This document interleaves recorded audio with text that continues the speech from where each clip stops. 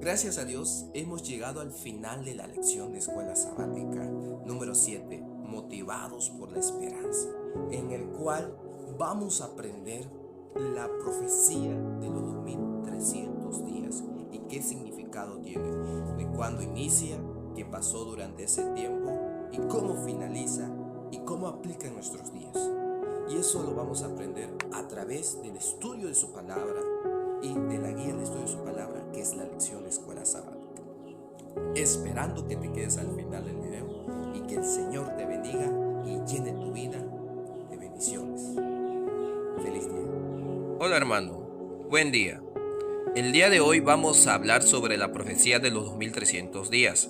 Y vamos a la palabra de Dios allá en Esdras capítulo 7 versículo 25, que la letra dice: Y tú, Esdras, conforme a la sabiduría que tienes de tu Dios, pon jueces y gobernadores que gobiernen a todo el pueblo que está al otro lado del río, a todos los que conocen las leyes de tu Dios, y al que no las conoce le enseñarás, dice.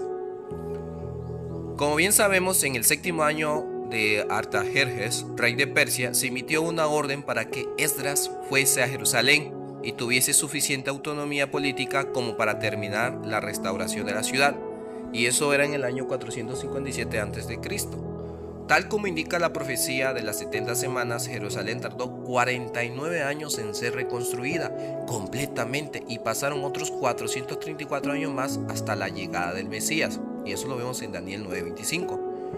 Este cómputo sitúa el bautismo de Jesús en el año 27 después de Cristo y al final de las 70 semanas en el año 34 después de Cristo. Encajando las piezas del calendario profético, dice que Miller llegó a la conclusión de que la segunda venida de Jesús ocurriría en algún momento del año de 1843, tras descubrir que no se había tomado en cuenta algo, y es que en esta historia no existe el año cero, y se determinó que Jesús vendría en el año de 1844. Debemos tomar algo en cuenta que en esos tiempos, es decir, que por ejemplo que existía el -1 antes de Cristo, se pasaba directamente al 1 después de Cristo, y por lo tanto no existía el 0 en esa recta numérica o en esa línea de tiempo histórica.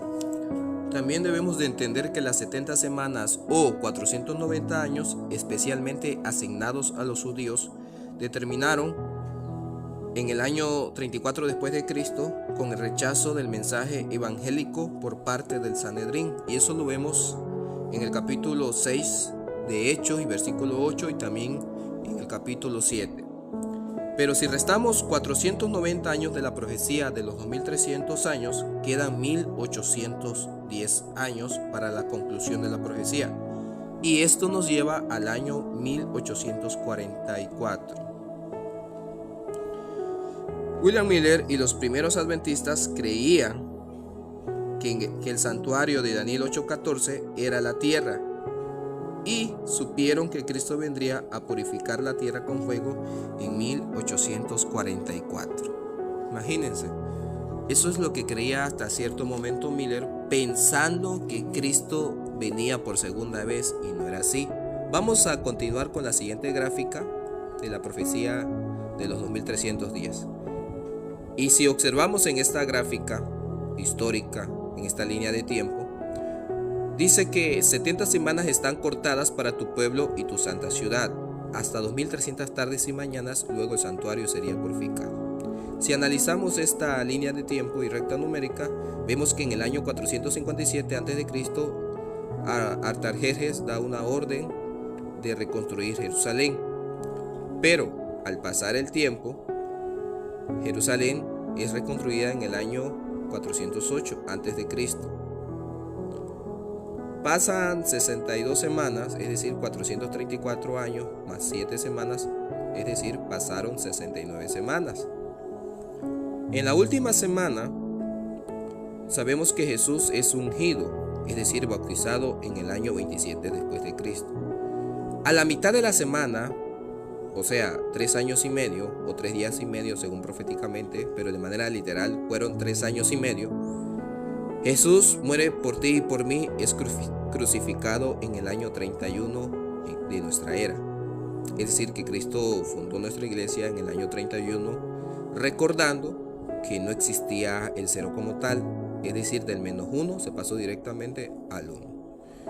En el año 34 comienza el Evangelio para los gentiles, es decir, que en este año murió Esteban, cuando termina la última semana de las 70 semanas, es decir, de los 490 años, y Esteban tristemente muere apedreado. Esos 1810 años surgió el Evangelio para los gentiles, y en el año de 1844 es la purificación del santuario. Vamos a leer lo que dice Conflictos de los Siglos, página 301.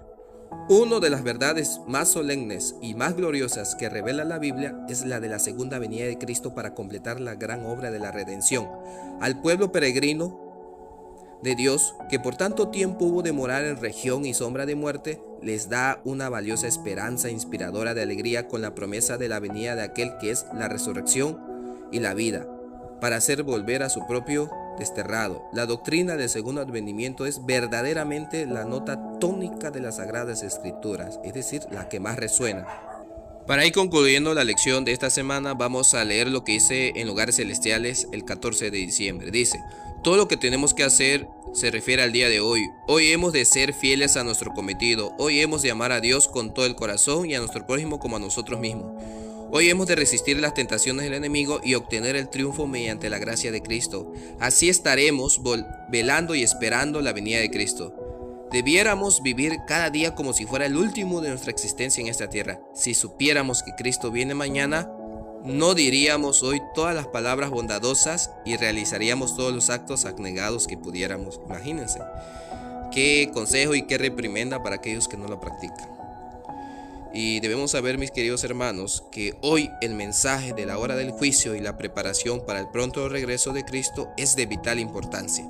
El llamado del cielo es a vivir a vidas consagradas a la luz del retorno de nuestro Señor Jesucristo.